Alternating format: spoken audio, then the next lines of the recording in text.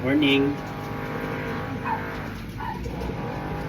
So, i-flex lang natin yung feathering technique natin. Kasi may isa tayong follower na nagtatanong. So, regarding dun sa feathering na ginagawa ko. So, ginagawa natin.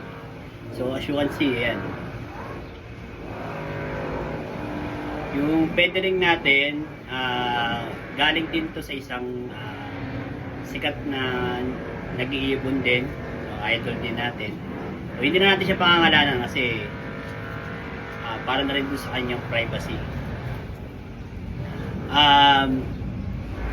Regarding dito sa feathering, so ginagawa ko na to dati pa. Yung una kong ginagawa, ang ginugupit ko ay 4 and 5. Kinakalahati ko yung 4 and 5. So napapansin ko, kapag ginugupitan ng kalahati yung 4 and 5, nakakapitik pa rin ng malayo. So this year, ginawa ko na ngayon 4, 5, 6 na. So makikita nyo, tatlo yung gupit nyan. Ayan, 4, 5, 6. Ito yung tatlo, yung mahaba. Actually naglaglag pa ng ano to, 7, 8, 9. Naglaglag pa ng isa. Pero itong ibon na to, rumuronda na to. So ang benefits kasi ng pagkakaroon natin ng feathering, unang-una, yung muscle, no? Maganda dun sa muscle nila para mas lumakas yung pagaspas nila, especially mga long distance race. So nakaka-contribute din yun dahil mas nasasanay silang magaspas ng mas malakas. Kaya kaya nila tumagal. Pangalawa, syempre iwas din sa flyaway. Kung gusto nating alagaan talaga yung ibon, lalo na to, double band. Gusto talaga nating maiwasan na mag-flyaway sila. So magandang gamitin to. Kasi lalo na sa loft ko na nasa 4th floor ako, malakas yung hangin. So kapag pumipitik yung mga inakay minsan, hindi na sila nakakabalik dahil nga yung hangin kontra papunta sa loob. So yun yung nagiging problem ko dito sa mataas na part, yung hangin.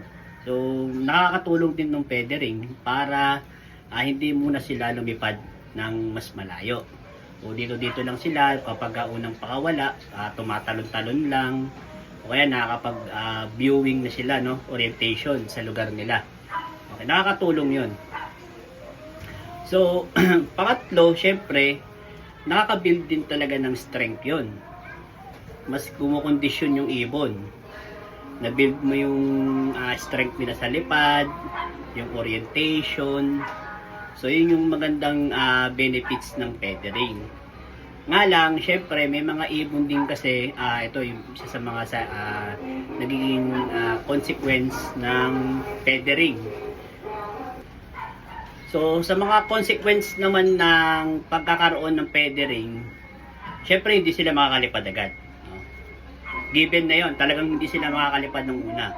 Pero paunti-unti, nakakapitik sila, napapakiramdaman nila yung sarili nila na kaya nilang lumipad.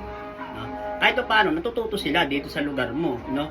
If ever na humaba na yung pakpak niya, alam niya na paano bumaba, kung saan siya uuwi sa unang pakawala niya. Yun siguro yung magandang dulot. Pero yun nga, sa mga consequence nga niyan, hindi talaga siya makakalipad. May mga ibon kasi talaga na ayaw lumipad. Meron ako dyan, isa ayaw lumipad. Pero ito kasi talagang pilit-pilit niya lumipad. Nakikita ko rumuronda siya, sumasabay siya. So yun yung kagandahan din talaga ng feathering. At kita nyo naman sa ibon na healthy yung ibon. So yun lang yung feathering technique natin. So hopefully makatulong sa inyo. At the same time yun nga, matesting nyo rin. Kasi iba-iba naman tayo ng technique, paraan ng pagpapaamo ng ibon. Kasi ako talagang pinahalagaan ko yung ibon ko. Anytime na pinakakawalan ko yan sa labas ng viewing. Hindi ko minamadali masyado. na lumipad sila dahil nga napaka-importante ng singsing. Napakamahal. No, ingatan po natin yung mga ibon. Huwag natin silang bibiglain. Hayaan nyo yung ibon nyo na kusang matuto, lumipad. Basta hindi mo mawala yung disiplina. Disiplina sa pagkain. Para habang natututo sila sa labas, lumilipad, yung pagkain, nandun pa rin. Kapag tinatawag natin sila, nandun pa rin yung disiplina. So nakikita nyo naman sa mga ina-upload ko na video na talagang